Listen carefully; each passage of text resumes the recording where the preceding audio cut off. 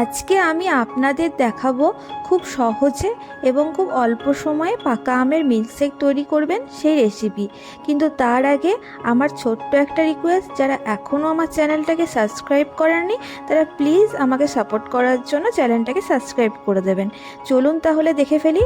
প্রথমেই আমি নিয়েছি দুটো মাঝারি সাইজের আম এবং আম দুটোকে ভালো করে ধুয়ে পরিষ্কার করে নেব।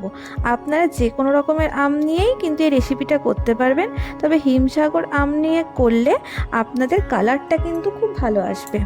প্রথমেই আমি আমটাকে কেটে নেব, আর কেটে নিয়ে খোসা থেকে আমটাকে আলাদা করে নেব।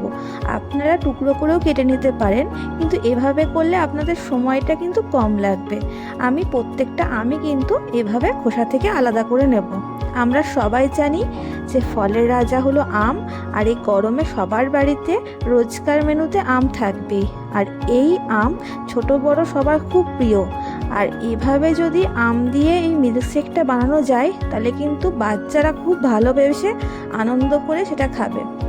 আমার এবার পরিষ্কার করে আমগুলোকে ছাড়ানো হয়ে গেছে। এবার আমি আমের আঁটিটাকেও কিন্তু এই একই রকমভাবে খোসা থেকে পুরো আলাদা করে পরিষ্কার করে নেব।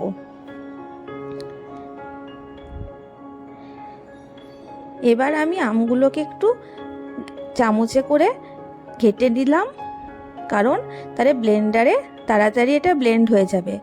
এবার আমার লাগবে ঠান্ডা দুধ, কিছুটা বরফ, আর লাগবে চিনি। চিনিটা আপনারা নিজেরা যেরকম খান সেরকম পরিমাণে দেবেন। আর নিয়ে নেব ভ্যানিলা আইসক্রিম আর মিক্সার গ্রাইন্ডারের মধ্যে। এবার আমি এই সব কিছুকে ভালোভাবে মিশিয়ে নেব। গরমের সময় সবারই বাড়িতে কিছু থাক না থাক আম কিন্তু থাকবেই, তাই হঠাৎ করে যদি বাড়িতে কোনো গেস্ট চলে আসে তাহলে কিন্তু এটা বানিয়ে দেওয়া যেতেই পারে। এবার আমি এর মধ্যে একে একে সব উপকরণগুলো মিশিয়ে নেব।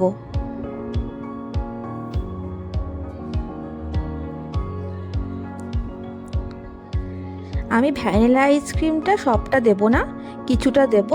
পরে আমি যখন গ্লাসের মধ্যে এই জুসটাকে ঢালবো তখন তার ওপরে আমি কিছুটা দেওয়ার জন্য অর্ধেক ভ্যানিলা আইসক্রিম রেখে দেব। এবার আমি দিয়ে দিলাম বরফটা।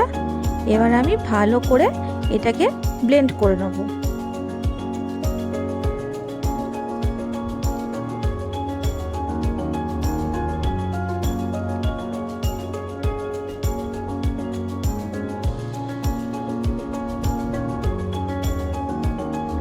এটা আমি প্রথমে 30 সেকেন্ড ব্লেন্ড করে নেব, তারপর খানিকক্ষণ পরে এটা খুলে চামচে করে একটু নেড়ে দিয়ে আবার 30 সেকেন্ড মতো ব্লেন্ড করে নেব।